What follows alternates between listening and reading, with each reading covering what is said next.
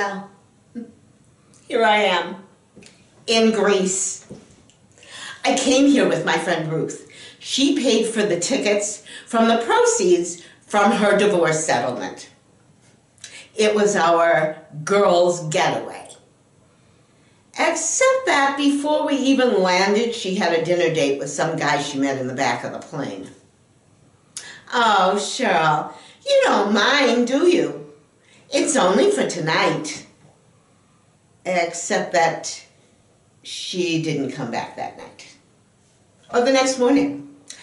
She didn't come back for the first 4 days. So I've been on my own and having the time of my life. The scenery here is absolutely glorious. And for dinner the first night, when I went down to the hotel restaurant, they sat me at a little table for one in the corner. But I wasn't alone for long.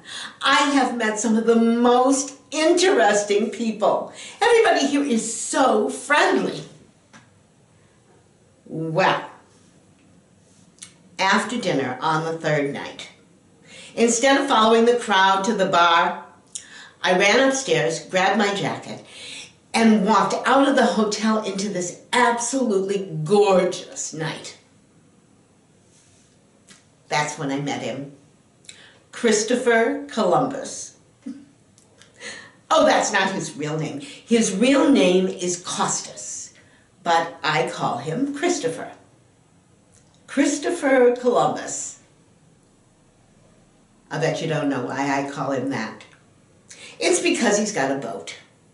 Well, it's his brother's boat, actually, and because we made a discovery. The island of Clitoris. I'm awful, aren't I?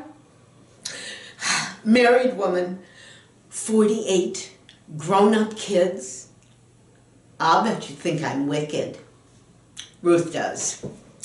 Oh, Shirley, you're acting like a stupid teenager.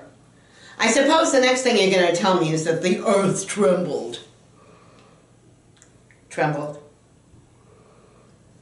Ruth, I thought there'd been an earthquake. It was at least 0.9 on the Richter scale. Spare me the details, she says. Spare me the details. I think she was a bit jealous. But hey, it wasn't my fault. If she hadn't run off with that walking groin in the first place, I never would have met Christopher Columbus.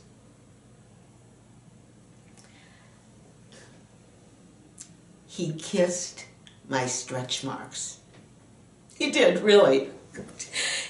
He said they were lovely because they were a part of me and I was lovely. Huh. He said that stretch marks weren't to be hidden. They were to be displayed, to be proud of. He said my stretch marks showed that I was alive, that I had survived, that they were marks of life. Aren't men full of shit? Can you just imagine him waking up the morning after he gives me this speech and finding that his belly has these stripes all across it?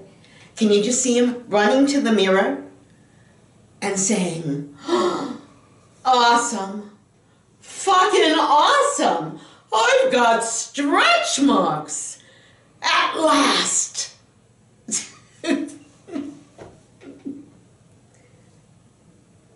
The thing about him, though, the thing about Costas was that when he handed you a load of shit, he believed it. The really marvelous thing about him was that he never made you feel at all threatened. And he understood how to talk with a woman. That was the first thing I noticed about him. I love Greece.